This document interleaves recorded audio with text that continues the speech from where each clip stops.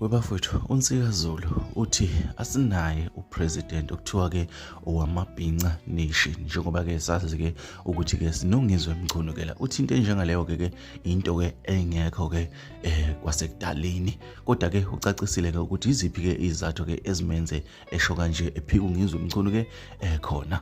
Bafowethu ake ngiqale nginibingelela kwisiqiniseko esemedia ke lapha ke moqala ungena kule channel ke ngicela nje wenze ulungiswa ke noma ke okulungileyo ke ucela button la subscribe ke uzibeke amajumela amahle kakhulu ke ukuthi ke esikufakayo ke kusheshe kufike ke kusashisa ke kunjalo. Bafowethu uthi ke uNsika Zulu akekho ke umuntu okuthiwa ke lapha ke upresident of Bhinca Nation njengoba ke sazi ke ungizwe emchunu. Lokhu ke ukusho kamuva ke ekutheni ke ungizwe emchunu ke ukhala ukuthi ke wakhaphela ke umuntu ke omnyama. Nayi ke indaba ke awuyizwele. Khuluma ngalento lena ka president. Sina sinayo president ekuthiwa upresident wamabhinca. Mhlasimbe umuntu ongacacisa kangconywana asikaze vele saba nayo into enjalo as a Zulu nation. We've never had such a thing as the president of the Bhinca Nation. Ibe yinto eyumdlalo yazi yagcina sibukeka nje ngoba ithina besiyeseka futhi siyithakasela sithanda kakhulu amahlaya kamne wethu, so asikaze saba nayo into ekuthiwa i-president of the Bhinca Nation. Lokho ngikushiswa yini bafowethu, lento izinto eziningi nje thatha ngokudlala noma ngamancoko uthola ukuthi ziba ne-impact enkulu kwi-future noma ey'mpilweni zethu. Sibuye okhethweni kuye kwathiwa asivote uma ngumZulu noma ngiyibhinca langempela noma ngumlandeli angivotele inhlangano thizeni ukuthi ngiyayithanda noma yenza kahle noma yenze kahle cha. Mina as a president of the Bhinca Nation sengikhokheliwe bekungeke kuphume kanjalo kodwa ngiyakuveza noma ngikusho kanjalo ke mina. So ngithi nina ngiyanisebenzisa njengamanje angithi ngiyangithanda nina ngiyalandela votelani inhlangano votani nami. Asikaze saba nento noma nomholi sidayisayo noma usifaka obishini angeke futhi sibe nayo okwangempela kwakumdlalo ayikaze bekhona into enjalo okwangempela kwakumdlalo noma kwakuyingxenye yokuthi siyancweka ku social media siyadlalisana.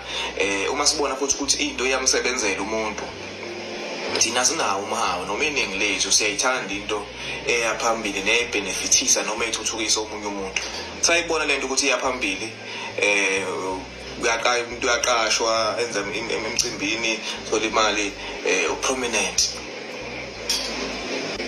sayenza kwangathi into yangempela ngakho uzumhlola advertiser i-business lengulube lapha ngasho ngathi le nto wrong le nto le ngoba awazi uyenza research thoroughly uku-advertiser ibhizinisi kakhulukazi elifuna imali ebantwini ungayenzi i-research uku-advertiser inyanga ukuthi nansi inyanga yalapho ungayenzi i-research kuyingozi kakhulu ngoba abantu basuke bekwethemba wena.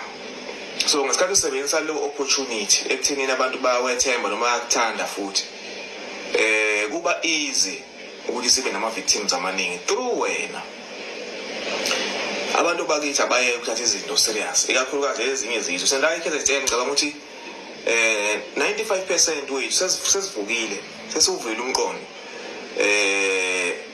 ngomne wethu lokho umdlalisa kwethu ukuthi kukanje ukuthi kusilimaze kuphi noma kusazosilimaza kuphi nanokujula ngomqondo ukubuka ukuthi nayi le platform uyazi le platform lena yinkulu lana nithi usukucabangela abantu uma umholi wabantu ukuthi le platform abanginikana labantu enkulu uyazi ngingakwazi ukusiza kanje ngiyakwazi ungasasizi nangemali yakho usuthola ama sponsors aqhamuka eceleni asathi hayi mina sokwenza ukuthi hayi thina sokwenza ukuthi for example nangu baba umsweli